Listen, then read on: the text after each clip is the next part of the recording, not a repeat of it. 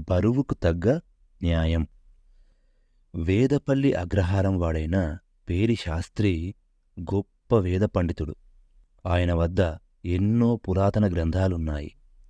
జాతి మత కుల విభేదాలతో ప్రపంచంలో ఎన్నో హత్యలు, ఎంతో రక్తపాతం జరుగుతుంటే ఆయనకు బాధ కలిగి ఇతర మతాలకు సంబంధించిన ముఖ్య గ్రంథాలు కూడా సంపాదించి వాటిని క్షుణ్ణంగా చదివాడాయన. అప్పుడాయనకొక అద్భుతమైన విషయం అవగాహనకొచ్చింది. అదేమిటంటే, ఏ మతమూ హింసను బోధించదు. సర్వమానవ సమానత్వాన్ని శాసించి లోక కళ్యాణాన్ని కోరుకుంటాయి మతాలన్నీ. మతాలు బోధిస్తున్న మౌలిక సారాన్ని మర్చిపోయి విభిన్న మతాల ప్రజలు ఎవరి మతం గొప్ప అనే గుంజాటనలో నలుగుతూ ఘర్షణ వైఖరి చేపడుతున్నందువల్లే ప్రపంచంలో మత విద్వేషాలు పెరుగుతున్నాయి. ప్రజలు దీన్ని గమనిస్తే ప్రేరేపించబడుతున్న విద్వేషం కనుమరుగై అంతటా సామరస్యం పరిడవిల్లుతుంది. ఈ సత్యాన్ని ప్రజల ముందు ఉపన్యాసంగా ఇచ్చి అప్పటికప్పుడు శ్రోతలు వెలిబుచ్చిన సందేహాలకు వారి వారి మత గ్రంథాల నుంచి ఉదాహరణలు ఇచ్చి సందేహ నివృత్తి చేయాలనుకున్నాడు పేరిశాస్త్రి. ఇలా అనుకున్నదే తడవుగా ఆయన తన కార్యక్రమం ప్రారంభించాడు. అందుకోసం ముఖ్య గ్రంథాలన్నీ ఒక కొయ్యపెట్ట నిండా సర్దాడు. దాన్ని మోయడానికి వీరయ్య అనే ఒక కూలీని పెట్టుకుని దేశ సంచారం ప్రారంభించాడు. ఆరంభంలో పేరిశాస్త్రి ఉపన్యాసాలను ఎవరూ పట్టించుకోలేదు. కాని ఏ మతస్థుడైనా ఒక సందేహం వెలుబుచ్చితే అప్పటికప్పుడే అతడి ముందే అతడి మత గ్రంథాన్ని తీసి అందులో ఉన్న వివరాలను చూపించి సందేహ నివృత్తి కానిస్తున్న పేరిశాస్త్రి కొత్త పద్ధతి ప్రజలపై క్రమంగా ప్రభావాన్ని చూపించసాగింది. పేరిశాస్త్రి ప్రత్యక్ష ఆధార పద్ధతి ప్రజలలో బాగా ప్రచారమైంది. ఫలితంగా తమ తమ ప్రాంతాలను సందర్శించవలసిందిగా కోరుతూ ఎక్కడెక్కడి నుంచో పేరిశాస్త్రికి ఆహ్వానాలు రాసాగాయి. చాలా సభల్లో పేరిశాస్త్రి తలపెట్టిన కార్యక్రమాన్ని అభినందిస్తూ కొందరు ధన వస్తురూపేణ బహుమతులివ్వడం కూడా ప్రారంభించారు. ఇలా 1 సంవత్సరం జరిగేసరికి ఒక పెద్ద జమీందారు ఆయనకు ₹1,00,000 బహుమానంగా ఇచ్చారు.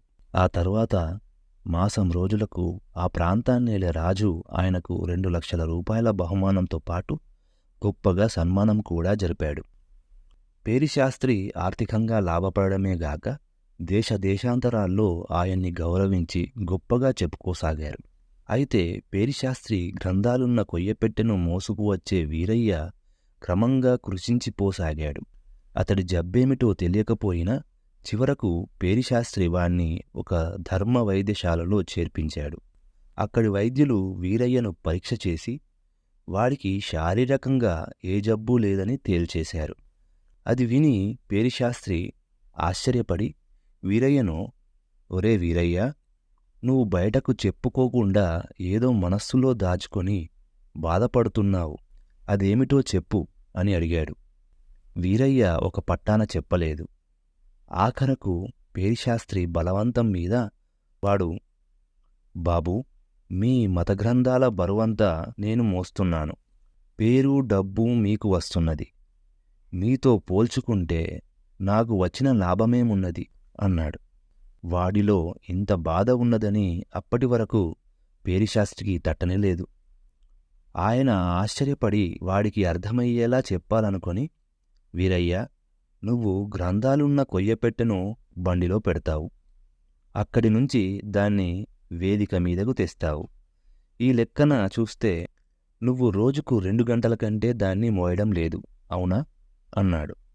అవును, కాని మీరు కొత్త పద్ధతిలో చేస్తున్న ప్రచారానికి నేను మోస్తున్న ఆ బరువే కదా పేరు డబ్బు తెచ్చి పెడుతున్నది అన్నాడు వీరయ్య.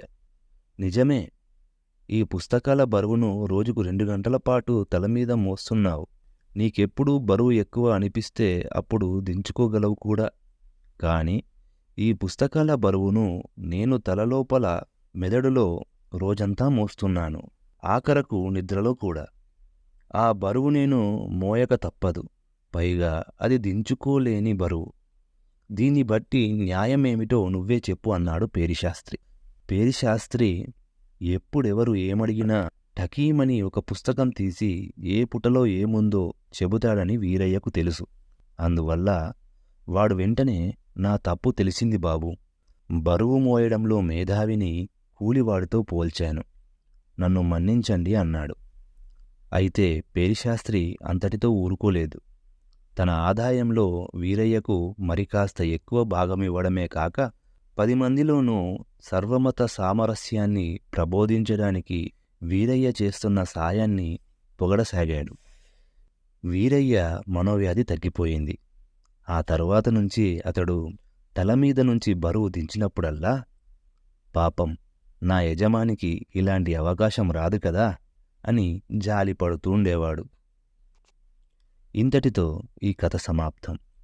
మరిన్ని కథల కోసం పాతకాలం కథలు ఛానల్ని సబ్స్క్రైబ్ చేసుకోండి.